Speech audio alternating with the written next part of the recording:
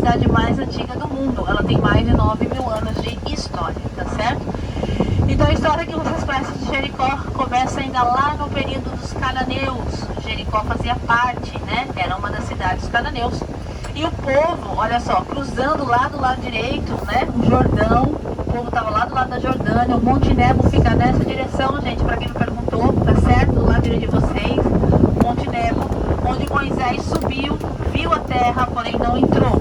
E aí então, sob o comando de Josué, o povo, o Jordão se abre, né? Se lá embaixo se abriu o Mar Vermelho, aqui se abre o Jordão. O Jordão abre com Josué, os sacerdotes passam na frente, faz-se um altar com 12 pedras, simbolizando as 12 tribos de Israel. O povo passa a pé enxuto, quando o povo passa, o Jordão fecha.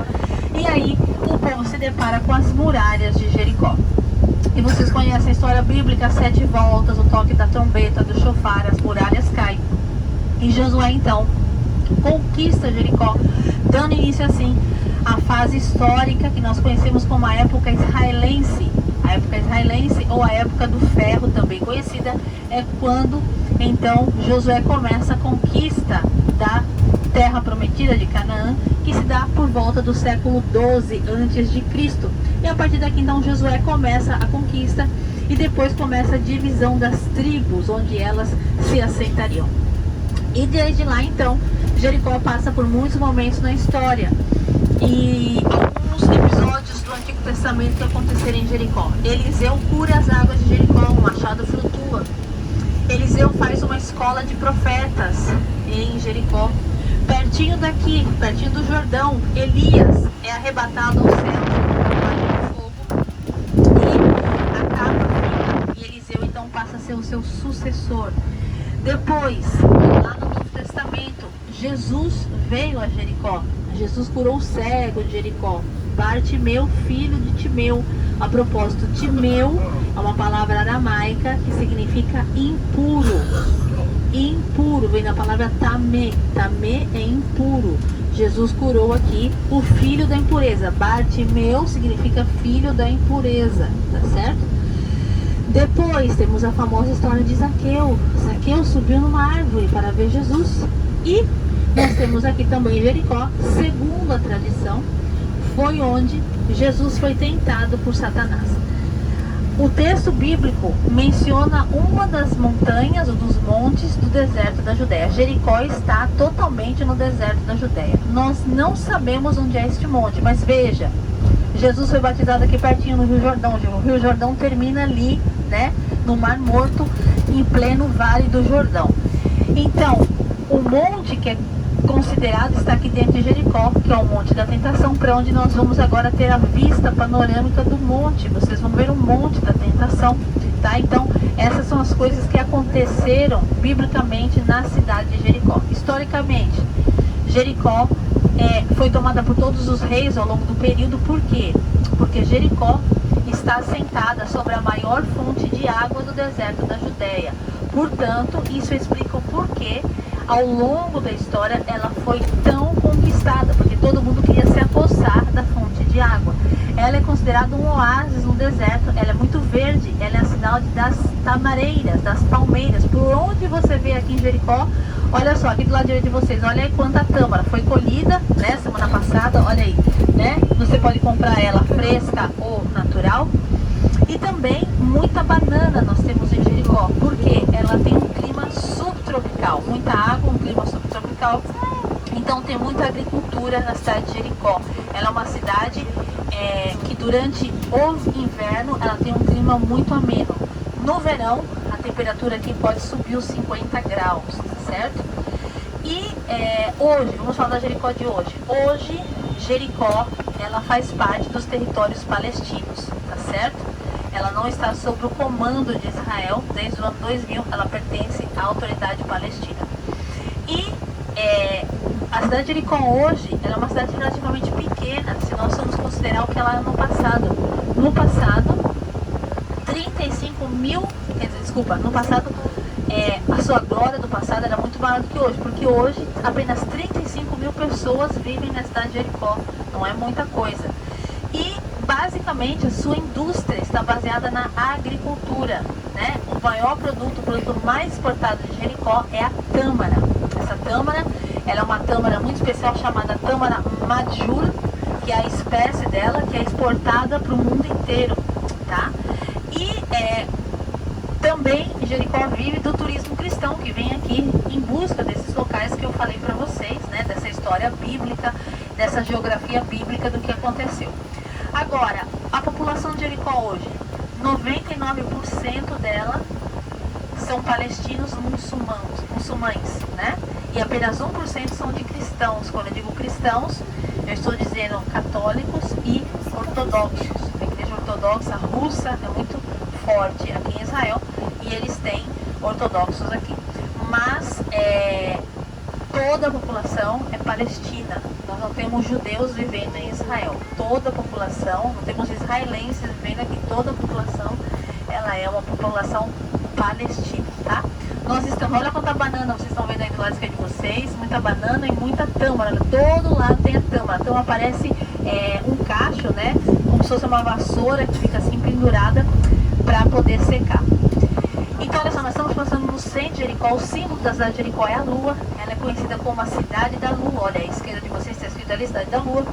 Porque Jericó é uma palavra cananeia que significa como a lua, tá certo? Porque nessa região se adorava um deus da lua. Os cananeus tinham vários deuses e o deus da lua era um deles aqui adorado. Olha só, nós estamos passando justamente na rua cristã de Jericó. Do lado esquerdo vocês estão vendo a igreja católica e do lado direito aqui vocês estão vendo a igreja ortodoxa, tá certo? Então são as únicas duas igrejas que nós temos na cidade de Jericó. Depois disso, a população toda é muçulmana. Vocês vão ver muitas mesquitas na cidade de Jericó. Então, essa é um pouquinho da história da cidade de Jericó, a história moderna, né, de Jericó. Como eu disse para vocês, ela tem uma história muito rica no passado e uma história bíblica muito grande também na cidade de Jericó. O rei Herodes, a gente falou sobre ele hoje lá em Massada. O rei Herodes o Grande morreu em Jericó, tá certo? A morte dele foi aqui. Daqui ele foi trasladado para sua tumba lá pertinho da cidade de Jerusalém, tá? Então essa é um pouquinho da história de Jericó. Depois, na saída, nós vamos passar pela árvore de Zaqueu, sicômoro, tá certo? Sicômoro significa figueira brava. É uma das árvores que faz parte da família da figueira. Por que ela é chamada assim? Porque na sua árvore não dá fruto comestível, ela é estéril, né? Então ela é figueira brava. Então o sicômoro, tá bom? A gente vai passar ali na saída de Jericó para vocês verem o sicômoro. E depois daqui nós estaríamos então indo em direção à cidade de Beríades. Agora, vocês podem perguntar sobre as muralhas, não é? O que aconteceu com as muralhas? Muito bem, as muralhas de Jericó.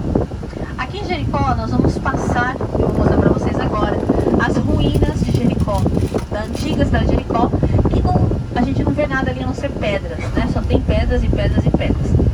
Mas segundo os arqueólogos, ali teria sido o local dessa civilização, dessa cidade que tem 9.000 anos de história, tá certo? Mas não foi encontrada, arqueologicamente, não foi encontrada ali as muralhas de Jericó. O que nós temos ali são as ruínas da cidade de 9.000 anos atrás. Então nós temos duas explicações para isso. A primeira, de que a cidade foi destruída de tal maneira que não sobrou muralhas. E a segunda, de que não seja ali o local da escavação que eles fizeram e as muralhas não estão ali, tá certo? Porque a arqueologia, embora ela seja uma ciência, ela é uma ciência que não é muito, vamos dizer assim, precisa, porque ela só pode afirmar aquilo que ela encontrou. Aquilo que ela não encontra, ela não pode afirmar. Mas nem sempre aquilo que eu não encontro significa que não existiu, tá certo? Mas como ela é uma ciência, ela precisa comprovar que existiu. Então, se cria aí um parênteses, né, vamos dizer assim, para você poder datar a questão arqueológica. E também o tipo de instrumentação para datar os achados ainda é um pouco problemático, né? Se bem que a gente já avançou bastante, mas, por exemplo, o carbono 14, que serve para identificação de objetos, ele só funciona primeiro em matéria orgânica morta. Tudo que não for orgânico ele não funciona. E segundo, ele tem um erro uma margem de erro de 30 anos, tá certo? Então você fala assim, ah, mas 30 anos não é nada. Depende. Olha só, em 30 anos nós tivemos a Primeira e a Segunda Guerra Mundial, tá certo? Então depende muito do que está sendo analisado, né? Do objeto, da questão, depende muito. Agora, a identificação dos locais não está apenas na arqueologia, ela está também na história, no tipo de material que era usado na época, na forma que era feita, nas construções que eram feitas. Por exemplo, para vocês entenderem, quem é da minha geração usava um telefone de discar. O pessoal que é de hoje nem sabe o que é isso, tá certo? Não é assim? Então quer dizer, nós já estamos falando dois idiomas diferentes na mesma geração, tá certo? Porque no último século a tecnologia avançou tanto que é muito frenético esse avanço. Então nós estamos falando ainda para a nossa geração, mas para essa geração que está aí, elas já não estão entendendo. Tínhamos telegrama. Gente, os nossos filhos sabem o que é telegrama? Não. Né? FedEx, tudo isso a gente tinha no passado. Hoje em dia a gente não. Isso perdeu noção para eles. Tá certo? Porque tudo hoje é e-mail, carta. Quem manda carta aqui? Tá certo? Gente, olha só, do lado direito de vocês aí estão as ruínas. Aí estão essas ruínas que eu falei pra vocês. Olha só, é só um monte de pedra. Não tem cidade nenhuma, são só as ruínas. Tá certo? Que seria então essa Jericó de 9.000 anos, tá? Então, a evolução da humanidade é tão rápida, né? O correio ainda existe, mas ninguém manda carta. Quem manda carta hoje? Quem manda cartão postal? Não existe, é muito difícil isso, porque tudo é e-mail, tudo é WhatsApp, tá certo? WhatsApp, mensagem, né? Então o telefone hoje, ligar, fazer uma chamada telefônica é o que menos a gente usa. Vocês usam o que nele? A internet, é o WhatsApp. E veja só, é tão engraçado isso que quando as chamadas eram internacionais caríssimas, todo mundo queria ligar para todo mundo. Hoje que é tudo grátis, ninguém liga. Não liga não, manda mensagem. É assim ou não é? Então veja como os conceitos no mundo vão mudando, tá certo?